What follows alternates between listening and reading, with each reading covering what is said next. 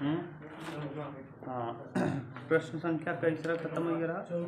हाँ 2024 के पेपर है ना, पेपर फर्स्ट है ठीक। 324 EX अनसॉल्व्ड है। कब तीसरे क्वेश्चन तक मैंने बता दिया था, तीसरे का घ तक बता दिया था, चौथा बताना है। प्रश्न संख्या चौथे का क, चौथे का क देखो ध्यान से।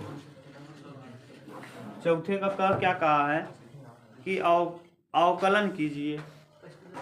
अवकलन करना है y बराबर लिया क्या है, e की cos x की पावर साइन। जब मैं पढ़ा रहा था तो आप लोग कहा था कि ये नियम कब लगता है, जब चर की घात चर हो तो हमको क्या करना चाहिए है, जब चर की घात चर हो तो लाग ले लेना चाहिए। हम क्या करेंगे, दोनों पक्षों का लाग लेंगे। आप ऐसे लिखेंगे, दोनों पक्षों का लाग लेने पर, दोनों पक्षों का लॉग लेने पर, लॉग लेने पर। अब दोनों पक्षों का लाग ले लीजिए। लाग y बराबर लाग cos x की पावर साइन x।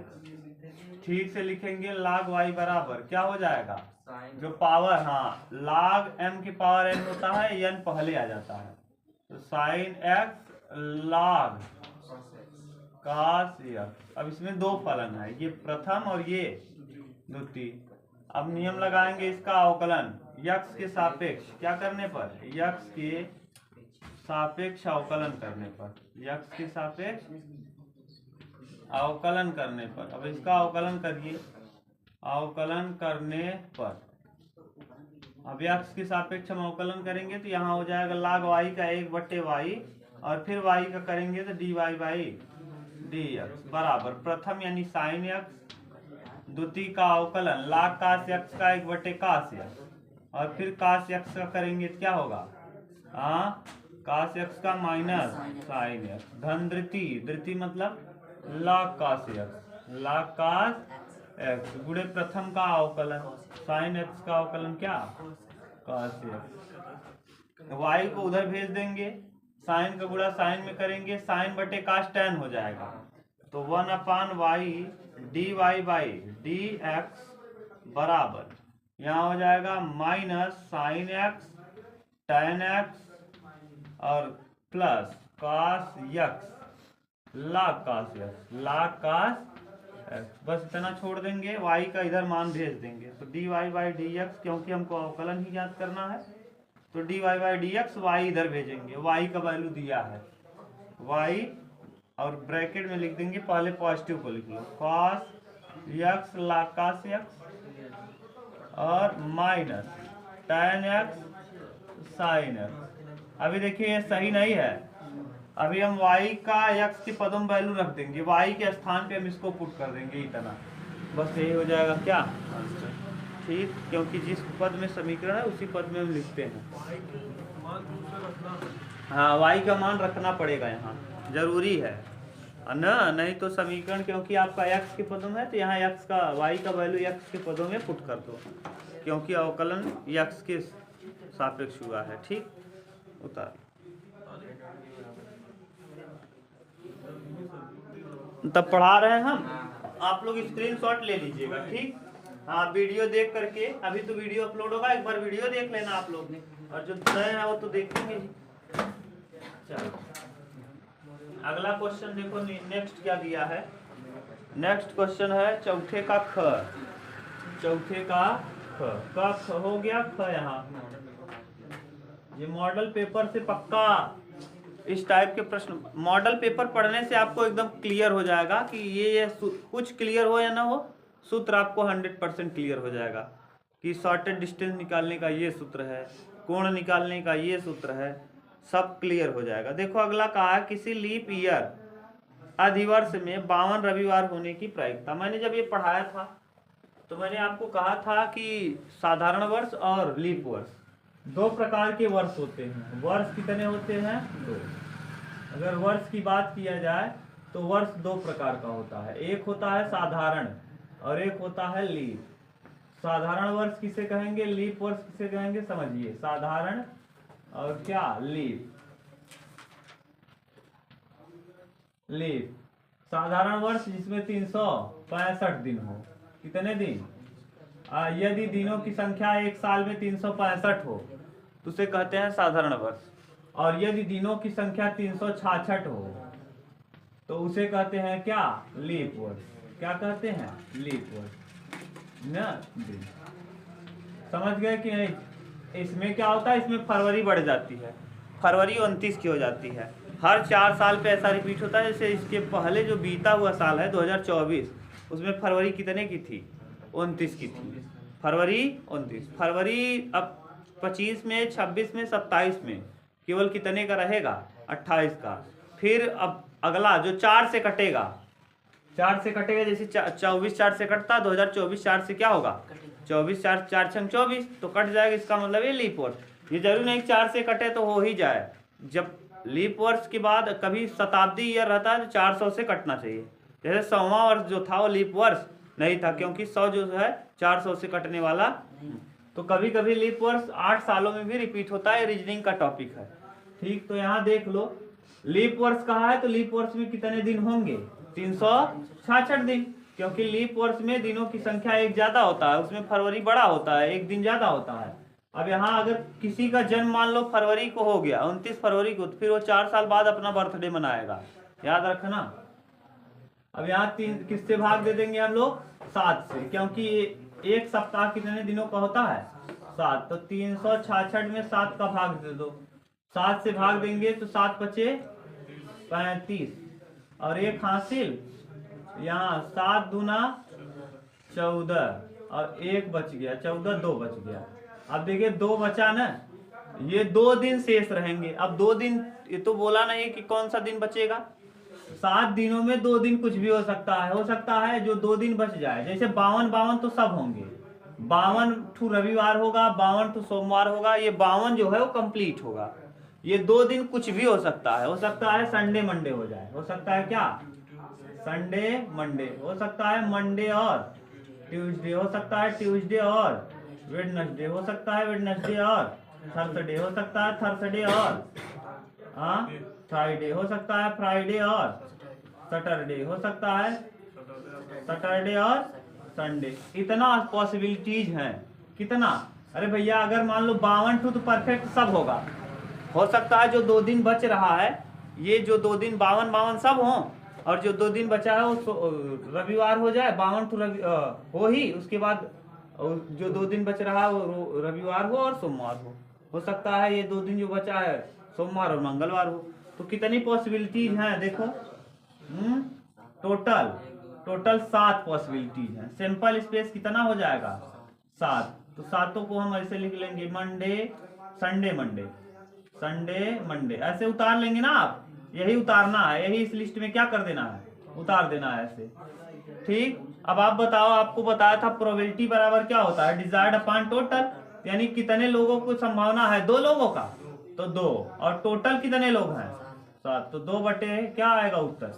हाँ 2/7। इसकी प्रायिकता होगी कि किसी लीप वर्ष में रविवार होने की प्रायिकता, रविवार सोमवार मंगलवार बुधवार सभी की प्रायिकता क्या होगी? 2/7। क्यों 2/7 ये भी समझ लो। देखो 2/7 ही क्यों हुआ? जैसे मान लो रविवार कहाँ है ना, तो देखो एक बार रविवार यहाँ किसके साथ, मंडे के साथ पॉसिबल है, और एक बार रविवार किसके साथ पॉसिबल है? सैटरडे के साथ पॉसिबल है ना, क्योंकि सैटरडे के पहले भी रविवार जो है वो सैटरडे के बाद आता है, और रविवार जो है रविवार के तुरंत बाद कौन आता है? मंडे। तो यानी मंडे के पहले भी संभव है, मंडे के, तो 2 पॉसिबिलिटी है, दोनों हो सकता है। समझ गए कि नहीं? नहीं समझ में आया? अरे यार जैसे रविवार है तो रविवार के पहले क्या होता है? शनिवार। तो एक बार रविवार आने की संभावना शनिवार के साथ है, और एक बार रविवार आने की संभावना रविवार के तुरंत बाद कौन होता है? सोमवार। तो रविवार या तो सोमवार के साथ आ सकता है, या तो कितनी बार, और टोटल क्लियर? हाँ 2 बार सबके आने की संभावना है ना। जैसे मान लो तुमसे पूछ लेता मंडे, तो मंडे के बाद कौन आता है? मंडे के बाद ट्यूसडे आता है, मंडे के पहले संडे। तो यानी मंडे किसके किसके साथ आ सकता है? संडे के साथ आ सकता है और ट्यूसडे के साथ। तब भी 2 पॉसिबिलिटी है, कुछ भी पूछे 2 पॉसिबिलिटी। लेकिन यही लीप वर्ष में, किस वर्ष में? लीप वर्ष में। अगर यही साधारण वर्ष रहा होता तो एक ही होता। जो बचा हुआ दिन यहाँ कितना बचता? एक ही दिन बचता। तो वो संडे भी हो सकता है, मंडे भी, ट्यूसडे, कुछ भी हो सकता है कि नहीं? 52 परफेक्ट होगा, एक जो बचा वो कुछ भी हो सकता है। क्लियर? इससे दोनों हमने बता दिया, दोनों समझ लेना। साधारण पूछेगा तो 1/7 और अगर लीप वर्ष पूछेगा तो 2/7। क्लियर? ये चौथे का ख था। अब देखो आगे, चौथे ख के बाद हम लोग देखेंगे 5वां क्वेश्चन। क्वेश्चन नंबर कौन था? चौथे का ग है? ग है कि नहीं जी?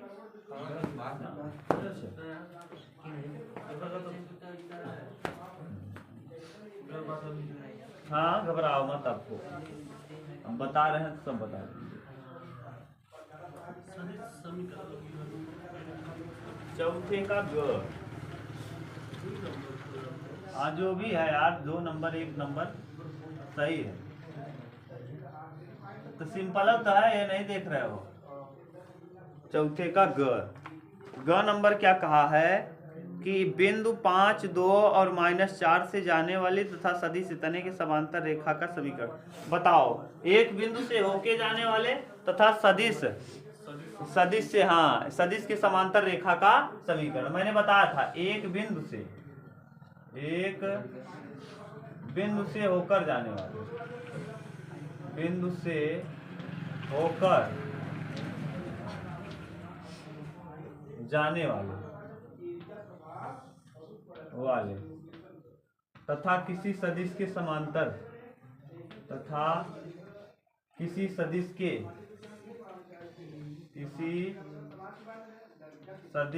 समांतर रेखा का, सदिश के समांतर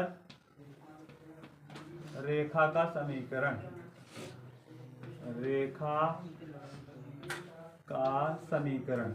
ये मैंने खूब अच्छे से पढ़ाया है, याद करना। एक बिंदु से होकर जाने वाले तथा, उसमें लिखा है एक बिंदु से होकर जाता है तथा किसी सदिश के समांतर रेखा का समीकरण। R बराबर, याद करो, R बराबर a plus lambda b, a plus lambda b. जहां a जो है ना दिए गए बिंदु है, a जो है वो दिए गए बिंदु, a दिया है, a बिंदु दिया है कितना? बिंदु बताओ। 5, 2 -4। हाँ, बिंदु दिया है भैया 5, 2 और कितना? -4। इस बिंदु को पहले सदिश रूप में लिख लो। तो सदिश रूप में लिखेंगे तो वेक्टर a बराबर हो जाएगा 5i कैप प्लस 2j और -4। ये हो गया सदिश रूप में। और b वाला वेक्टर दिया है, जिसके समांतर जाएगा उसका मान दिया है। ये मैंने इमेज ऐसे बनाया था। अब बोलो 3i cap 2j cap -8k cap, यही है। रख दो लाके, सीधा सीधा हो जाएगा यही उत्तर। R बराबर a मतलब 5i 2j -4k, इतना लिख देंगे, प्लस लेमडा और b का वैल्यू 3i 2j और -8k, यही हो जाएगा। अब इसको आप चाहो तो लेमडा को बाहर कर लो। कैसे लिख देंगे? R बराबर 5 प्लस 3i, 5 प्लस 3 लेमडा, और बाहर में क्या? i, बाहर में i। देखो यहाँ भी i है, यहाँ भी i कर दिए।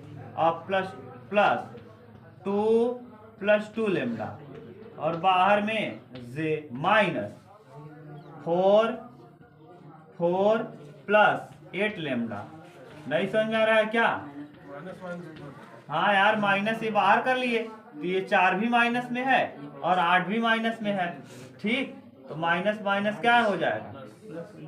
-1 अंदर ले जाएंगे। इतना लिखोगे तब भी सही है, यह उतार देना बस, नीचे वाला नहीं उतारोगे तब भी सही है। क्लियर? ये चौथे का ग है। देख लो कितना सिंपल क्वेश्चन दिया है। बिंदु दिया है, सदिश दी, हाँ बस, कुछ नहीं। क्या तो कार्ती में लिख देना, उसमें क्या दिक्कत है यार, सब बताएं। कहाँ कहाँ है? हाँ, अरे उसको चक्कर में तुम मत पड़ना, तुमको केवल कहा है सदिश का समीकरण ज्ञात कीजिए, तो बस ज्ञात करके निकलो आगे। वो ये जब बोलेगा कार्तीय रूप ज्ञात कीजिए तब ज्ञात करना, नहीं बोला है बस इतना करके फंसने का वो मत करना परीक्षा में। तुमको 2 नंबर मिलेगा, 100% मिलेगा। वो केवल कहा है सदिश समीकरण ज्ञात कीजिए ना, हाँ वो कार्तीय रूप दिया है, x माइनस 5 बटे में 3 ना, हाँ फिर y माइनस 2 बटे में 2 और फिर z प्लस 4 बटे में माइनस 8। तो कार्तीय रूप दिया है, आप घबराओ मत। मैंने बताया है सदिश एक बिंदु से होके जाने वाले तथा किसी सदिश के एक बिंदु से होकर जाने वाले और सदिश के समांतर रेखा का सदिश समीकरण और कार्तीय समीकरण दोनों मैंने पढ़ाया है, जाके देख लेना वीडियो। सदिश समीकरण भी पढ़ाया, कार्तीय समीकरण भी, ठीक, उसको देख। अब ये हम इसलिए कर रहे हैं कि रिवीजन हो जाए आपको। जो बिंदु दिया है वहां पुट कर देंगे।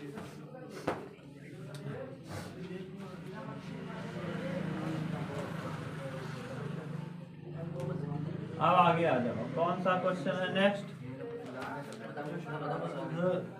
घ भी घ है, चौथे का, चौथे का घ।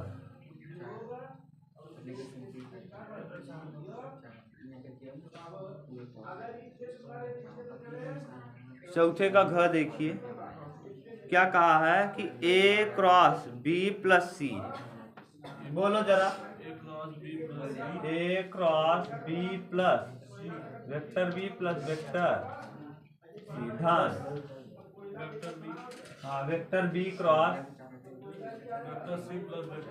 हाँ वेक्टर c प्लस वेक्टर धन हाँ क्रॉस है, हाँ ए प्लस वेक्टर बी ना।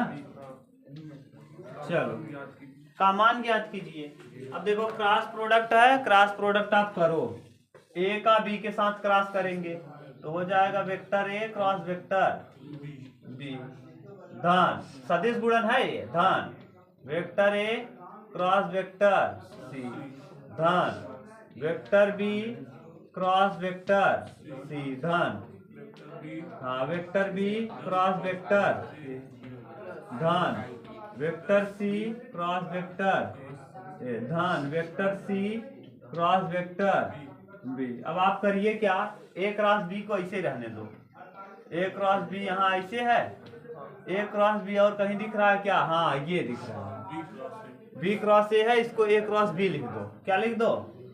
ए क्रॉस बी। जब हम वेक्टरों को वेक्टर गुणन में, सदिश गुणन में हम इसको आगे पीछे करते हैं तो चिन्ह क्या होता है? तो देखो बी ए को हमने ए बी लिखा तो यहाँ चिन्ह क्या हो गया? ऐसे ही A C, vector A cross vector C है। अब देखो कहीं सी क्रॉस ए है, इसको भी ए क्रॉस सी लिख दो तो क्या हो जाएगा? माइनस लग जाएगा। और यहाँ बी क्रॉस सी है तो बी क्रॉस सी को बी क्रॉस सी रहने दो, और यहाँ सी क्रॉस बी है, इसको भी माइनस कर दो तो क्या हो जाएगा? बी क्रॉस सी। अच्छा ये बताओ, ये भी कट जाएगी इससे, ये कट जाएगी इससे, ये कट जाएगी इससे, कुल मिला के क्या आ जाएगा? हो गया उत्तर।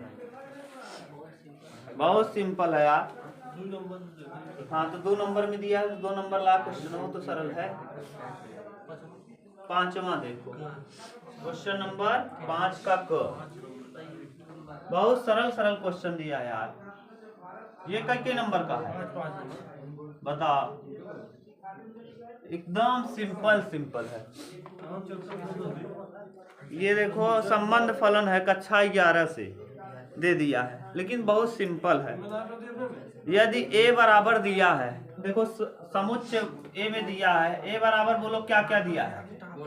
1 2 3 4 5 और बस।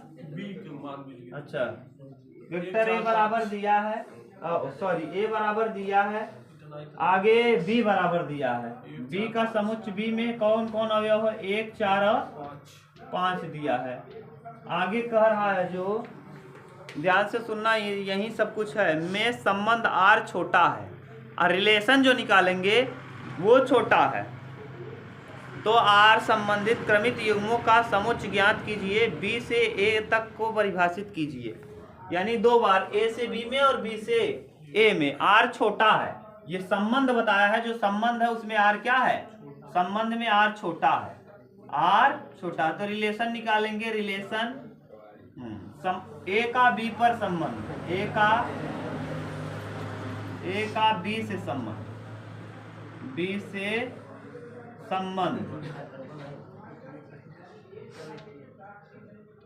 जहां छोटा, जहां आर छोटा। अब बी से ए का बी पे संबंध निकालेंगे ना, तो रिलेशन नहीं लिखेंगे। रिलेशन किससे, ए का किस पे लगाएंगे, बी पर ना जी, ए का बी पर। तो देखो ए में छोटा अवयव होना चाहिए, एक देखो छोटा है एक से, नहीं बराबर है। तो एक देखो किससे छोटा होगा, 4 से। एक लेंगे और किसको लेंगे, 4। एक हम ले रहे हैं, पहले ए ले रहे हैं फिर बी को। एक छोटा है किससे, 4 से, और एक छोटा है किससे, और एक किसी से छोटा है बी वाले में। अब 2 को ले लो, 2 किससे छोटा है, 4 से, और 2 किससे छोटा है, 5 से। फिर अब किसको लेंगे, 3 किससे छोटा है, 4 से और 5 से। 3 5 से, और अब 4 4 से कुछ नहीं, हो गया। यही है क्या, 4 से 5 तो छोड़ बने।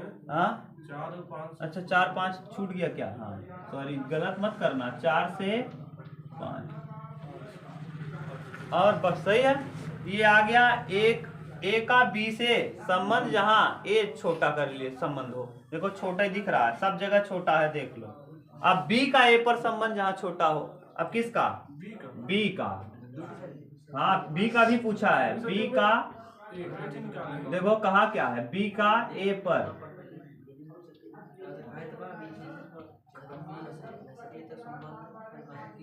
हाँ फिर बोला है।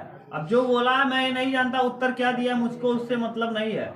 प्रश्न में कहा है तो मैं बी का ए पे देखो, एक को लो, इस पे देखो। अब इस बार ऐसे देखना है, बी से ए की ओर जाना है, ठीक। अब बताओ, एक 2 से छोटा है ना, एक 2 से, और एक किससे है, 3 से, एक 3 से है, 4 से, एक 4 से है, एक 5 से है, 2 इसमें 2 है ये नहीं, 4 है, 4 5 से है, बाकी और किसी से नहीं है। ये 4 की बात कर रहे हैं इस वाले में, इस वाले का 4, उस वाले में केवल 5 से, और 5 किसी से नहीं, बस इतना ही हो जाएगा क्या। ये बी का आया किस पर, ए पर, छोटे के लिए बस, हाँ ए का बी पे, बी का ए पे। अब देखो बस हो गया, यही 5 नंबर का है। बताओ क्या दिया है प्रश्न, बताओ। हाँ छोटा रहे चाहे, ए से बी निकालो। कौन छोटा रहे, बी ए, जो बी है वो ए से क्या होना चाहिए, छोटा। पहले कहा देखो छोटा होना चाहिए, क्या होना चाहिए, नहीं हुआ ना निकाले, बी ए ना जब सिर्फ ए बी। हाँ यार तो कोनो दिक्कत नहीं, हम दोनों निकाल दिया। वो बाद में कहे बी को, बी का ए बी ए को भी परिभाषित कीजिए, ए बी को तो दिया है, उसके बाद बी ए को भी परिभाषित कर दीजिए। तो कर दिया हमने, जैसा कहा था वैसा कर दिए। बोलो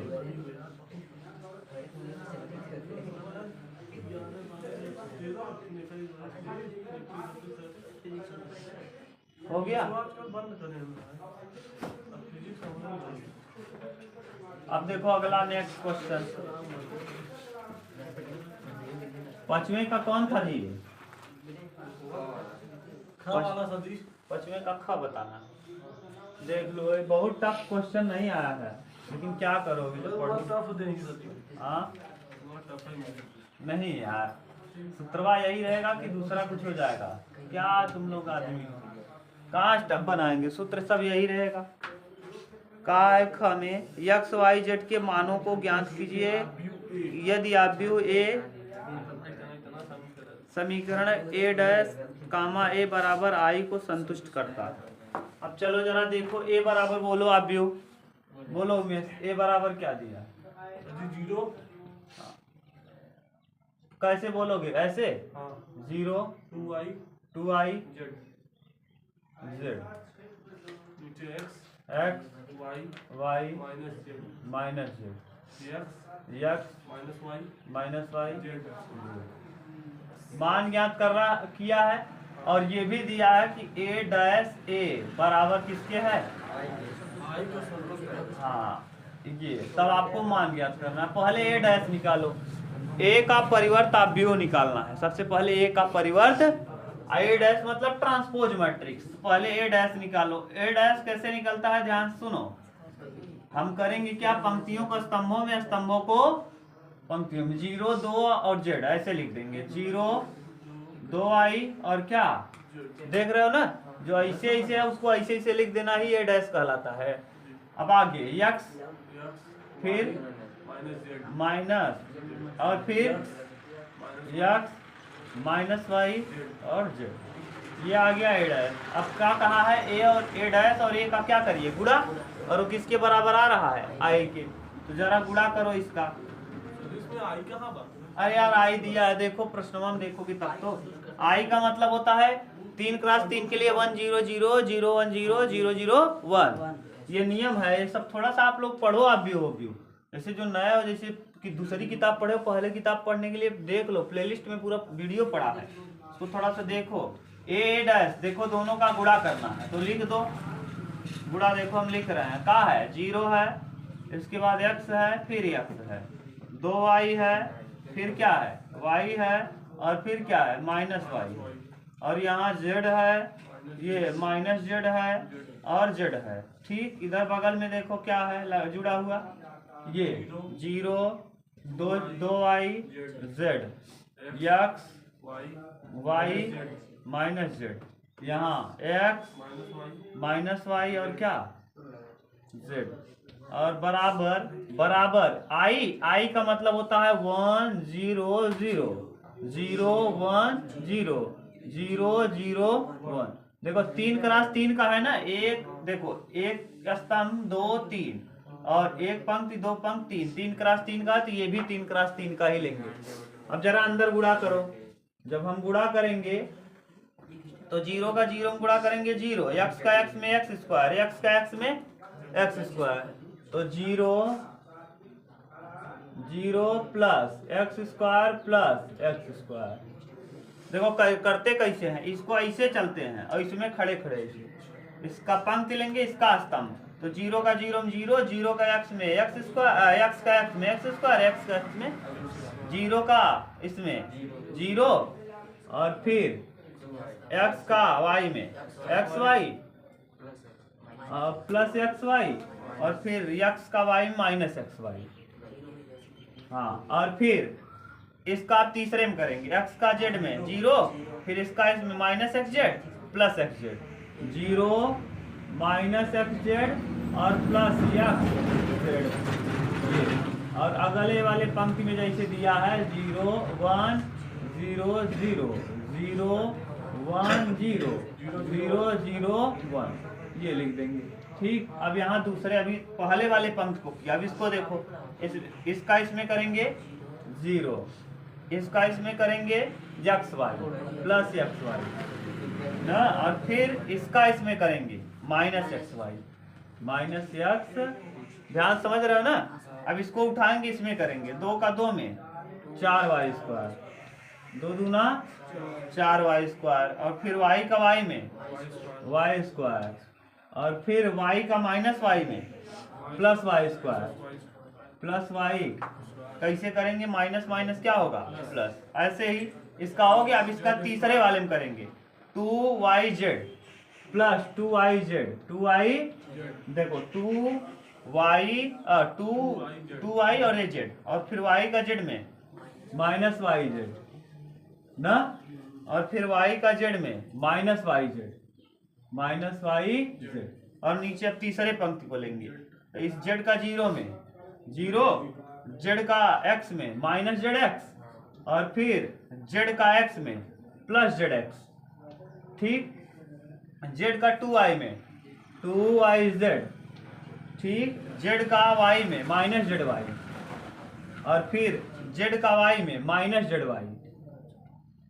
ठीक, अब आगे देखो, z का z में z स्क्वायर, ठीक, जेड का माइनस जेड में minus minus plus plus Z square और फिर जेड का जेड में प्लस जेड स्क्वायर।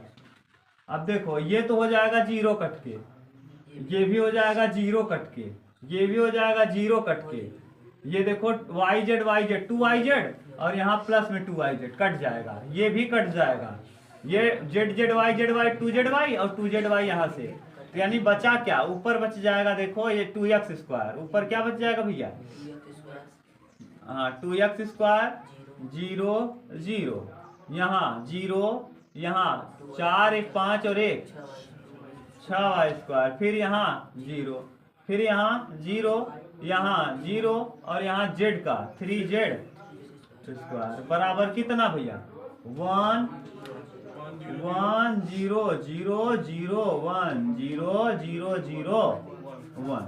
अच्छा अब तुलना कर लेंगे, पहला अवयव इसका देखो 2x स्क्वायर बराबर कितना 1, तो 2x स्क्वायर बराबर है 1, तो x स्क्वायर बराबर 1/2 और x बराबर हो जाएगा क्या प्लस माइनस x बराबर प्लस माइनस अंडर रूट में 1/√2।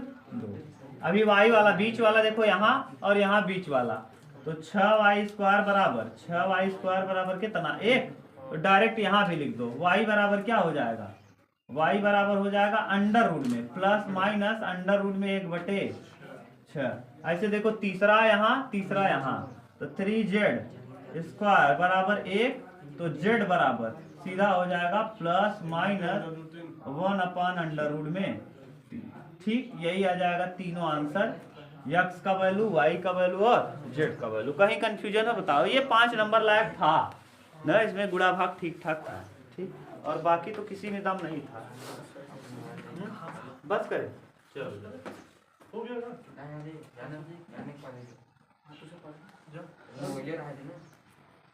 नहीं खत्म कर दे, पचवा खत्म कर दे। हाँ सर जी, 75 से में सबके खत्म कर दे। अरे मोबाइल इसका है ना यार, मोबाइल ओपन आ गया, पचवे ख हो गया, पचवे ग, तो 3 बार बता दो कि नहीं नहीं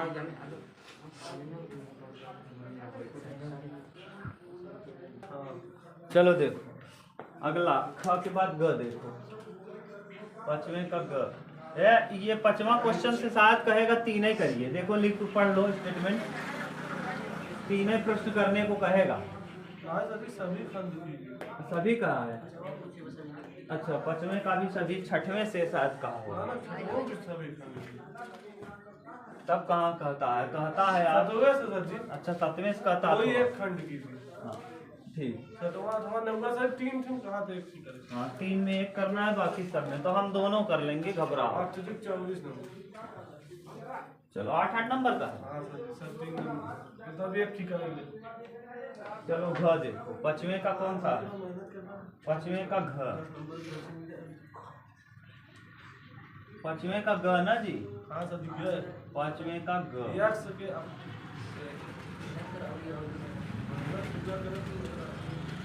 जेड देखो दिया है y बराबर x के पावर x और plus cos x cos x के पावर sin x। 10 का होगा। देखो मैंने ये कहा था इस टाइप का प्रश्न देगा जरूर पक्का, क्यों देगा जानते हो, जब एक ही ठू रहे, जैसे देखो अगर यही रहा होता y बराबर x के पावर x, तब हम डायरेक्ट लाग ले लेते, अब हम लाग नहीं ले पाएंगे। अब क्या अगर बीच में प्लस का निशान लग जाए या माइनस का निशान लग जाए और चर का घात चर हो, तो पहले वाले को आप मान लिया करो क्या u और दूसरे वाले को आप मान लिया करो क्या v, तो ऐसे हो जाएगा y बराबर।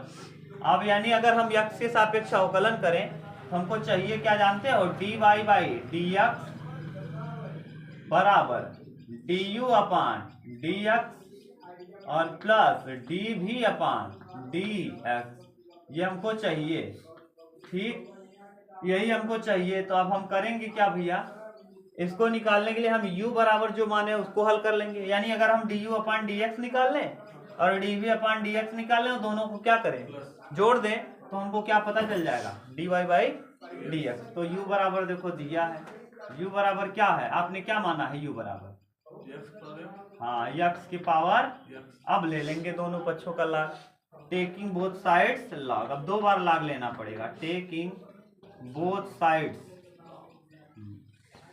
दोनों पक्षों का लॉग लेने पर।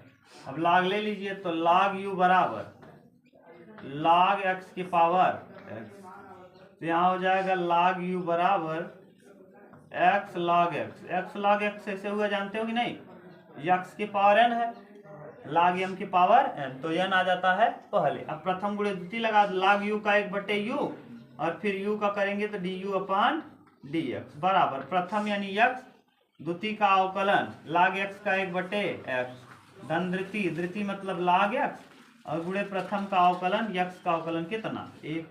हम कहे हैं कि अब इसको u को पक्षांतर कर दो, x से x क्या होगा कट जाएगा, u इधर जब करोगे तो du अपान dx और u को यहाँ भेज देंगे, फिर x जाएगा तो यहाँ चला जाएगा, एक यहाँ बच गया, एक और यहाँ क्या बचा है log x, 1 plus log x। अब u की पदों मत x की पदों वैल्यू है, तो du अपान dx बराबर u का वैल्यू क्या है x की पावर रख दो, x की पावर x, तो 1 प्लस कितना log x। ठीक, अच्छा एक चीज मिल गया क्या हमको, अगर हम dv अपान dx ज्ञात कर लें और यहीं ला के रख दें, काम बन जाए कि नहीं। इसको मान लो समीकरण नंबर 1, इसको मान लो समीकरण नंबर 2, अब निकालो समीकरण नंबर 3। तो v बराबर आपने क्या माना है, v बराबर cos की पावर cos x की पावर, अच्छा चर की घात चर है, फिर क्या ले लेंगे log ले लेंगे। अगर चर की घात चर हो तो तुरंत क्या ले लेना चाहिए log, तो taking both sides log, taking both sides log, आप हिंदी में लिखना दोनों पक्षों का log लेने पर, साइड्स log ले लो तो log v बराबर log v बराबर log cos x के पावर में tan x। देखो यही वही चीज यहाँ भी है, वही चीज यहाँ भी है, तो यहाँ भी log लिख दिए, यहाँ भी log लिख दिए।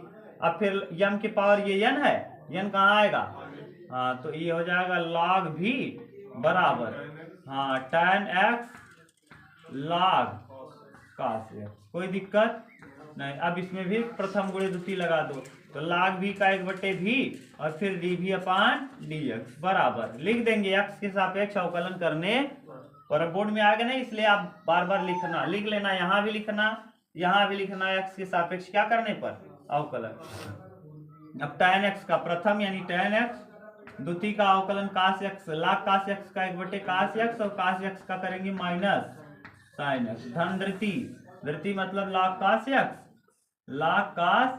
और tan x का अवकलन क्या होगा sec स्क्वायर, सही है।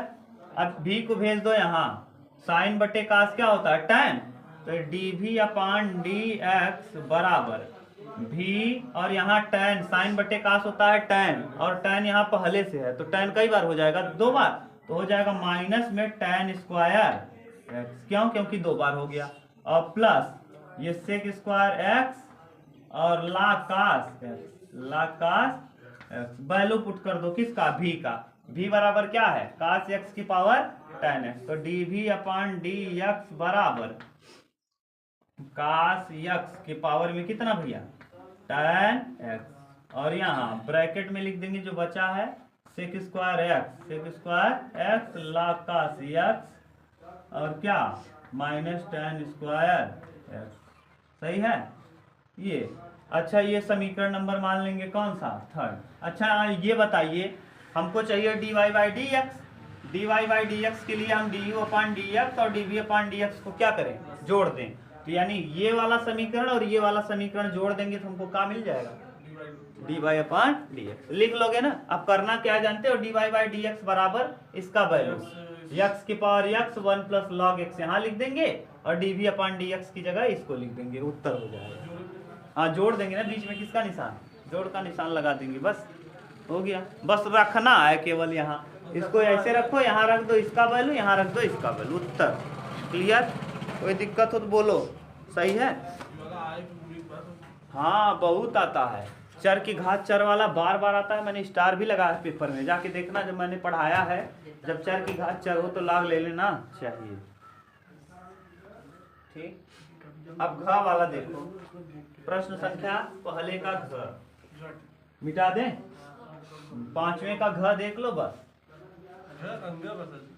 अंगा भी है, हाँ, दोनों करवा दीजिए। हाँ तो घ करा देंगे, अंगा कल कर लेना, नहीं तो बड़ा वीडियो हो जाएगा ना, फिर दिक्कत होगा, 3-3 4-4 वो बनेगा, मजाक थोड़ी ना है। अब अगर आप सामने ना होते, मैं वो कॉपी पढ़ाता तो जल्दी जल्दी पढ़ा के लंबा करता, समझाना भी है आपको, अब पढ़ लिया है फिर भी समझाना पड़ रहा है थोड़ा सा। देखो पांचवें का कौन सा, रैखिक प्रोग्रामिंग पूरा था जी। हाँ पांचवें का घ देखो, आप समझ गए क्योंकि अभी हाल फिलहाल में पढ़े हो न, रैखिक प्रोग्रामिंग सबसे लास्ट में आपने पढ़ा है। एक्स के बदले 0 दिया क्या है, हाँ z बराबर दिया है x+3y, z बराबर दिया है x+3y, यही इसी में वैल्यू रख के हमको निकालना रहेगा, लास्ट में निकालना। हाँ अंत में इसी में रख के निकालना। न्यूनतम मान, छोटा छोटा मान कहा है ज्ञात कीजिए। x+y दिया है, क्या दिया है, इनइक्वालिटी 3 दिया है, x+y ग्रेटर आर इक्वल, ऐसे दिया है ना, ग्रेटर आर इक्वल कितना, less or equal 8, less or equal 8 पहला। दूसरा क्या दिया है, 3x plus 5y greater or equal 18। और तीसरा चौथा कंडीशन मैंने बताया, ऐसे अगर दिया रहे और ऐसे दिया रहे तो इससे क्लियर हो जाता है कि किस चतुर्थांश की बात किया है। ये प्रथम, ये इससे देखने से पता चल जाता है कौन सा चतुर्थांश है, प्रथम चतुर्थांश है। बिल्कुल सिंपल क्वेश्चन हो जाता है, आप बनाएंगे चतुर्थांश को ऐसे एकदम आराम से। देखो ये यही इसी चतुर्थांश में हमको मान लेना है, हाँ अभी हम मान निकाल लेंगे, हमको प्रथम चतुर्थांश से ही मतलब है तो यही हम ऐसे कर लेते हैं। ये मूल बिंदु है 0,0 है और दिया भी है 0 0 पुट करिए। तो पहले इसको हम समीकरण बनाएंगे, तो करते क्या है, x+y बराबर लिख लेते हैं 8, ये समीकरण नंबर फर्स्ट हो जाता है।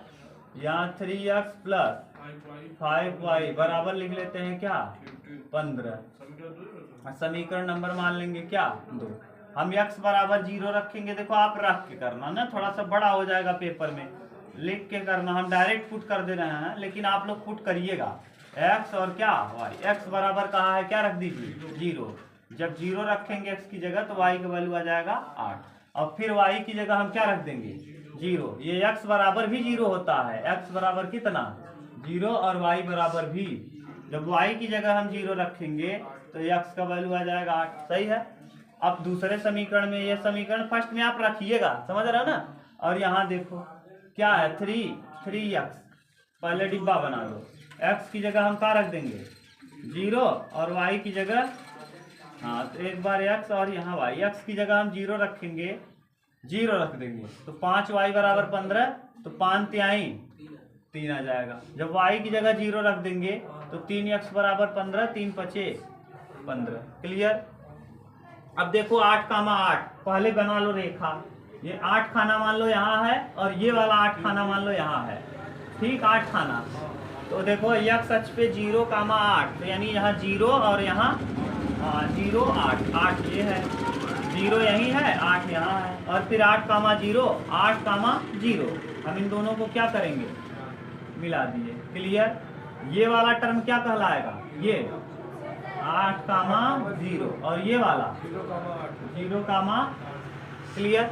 दूसरा वाला क्या है 0,3, 0,3 यहाँ मान लो कहीं 3 खाना है और ये 0 खाना है, ये है।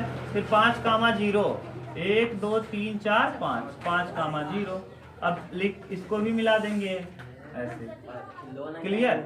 ये क्या है, ये वाला देखो 0,3, तो ये है 0,3 और ये क्या है 5,0। अब हम किस बिंदु को लेंगे ये डिसाइड करना है ना, हाँ जो सत्य होगा उसी को हम लेते हैं।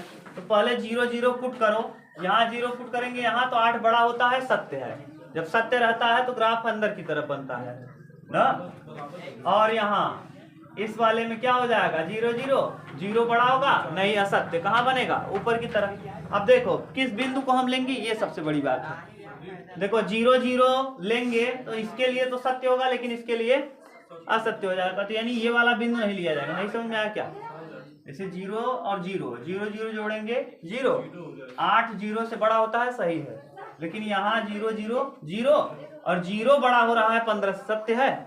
इसका मतलब इस बिंदु को हम नहीं लेंगे। अब 0,3 लो, x की जगह 0, y की जगह 3, x की जगह 0, y की जगह 3, 8 बड़ा होता है, ये सत्य है। और यहाँ देख लो 0 लेंगे x की जगह 0 और 5 तिहाई 15, ये भी सत्य है, ये सत्य है। और अगला अब इस ये वाले दोनों में सत्य हो गया, 0,3 इसमें भी सत्य है, इसमें भी सत्य है, यानी ये वाला बिंदु हम लेंगे। ठीक, अब 5,0 5, हाँ 5,0 तो सत्य है, 8 बड़ा होता है 5 से। और फिर 5,0 यहाँ रखेंगे, 5 तिहाई 15, ये भी सत्य है, यानी ये वाला बिंदु भी सत्य है, ये वाला बिंदु भी सत्य हो जाएगा। 8,0 8 बराबर होता है, सही है, 8 8 3 24 सही है, 8 24 बड़ा होता है 15 से।